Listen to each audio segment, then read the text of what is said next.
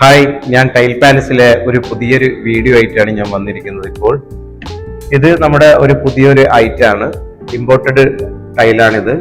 2x2 ആണ് size വരുന്നത്. 600 ആണ് mm വരിക.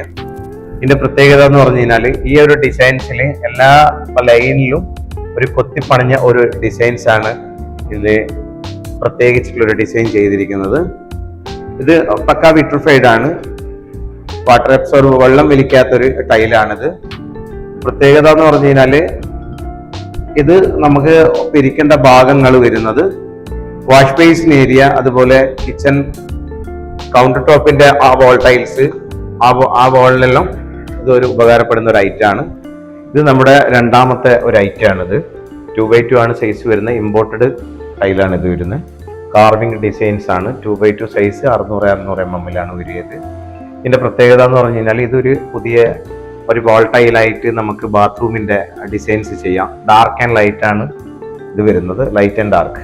ഇത് വന്നിട്ട് ഒരു ഭാഗത്ത് വേണമെങ്കിൽ ഈ ഡാർക്കും അതേപോലെ എൽ ഷേപ്പിൽ നമുക്ക് ഡിസൈൻ ചെയ്യാം, ഡാർക്ക് തന്നെ ഫ്ലോറും ചെയ്തിട്ട്.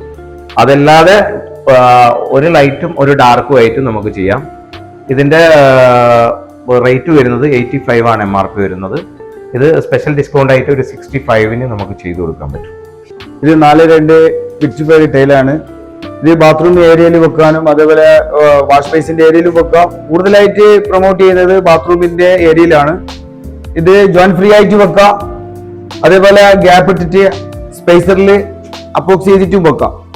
പിന്നെ അതേപോലെ ചാനൽ വെക്കാം. ചാനൽ വെച്ച് കഴിഞ്ഞാൽ കൂടുതൽ ഭംഗി കിട്ടും. പിന്നെ അത് മാത്രമല്ല സ്റ്റീൽ വെക്കാം, ഗോൾഡ് വെക്കാം, ബ്ലാക്ക് വെക്കാം, കുറച്ചും കൂടി നല്ല ഷോ കിട്ടും.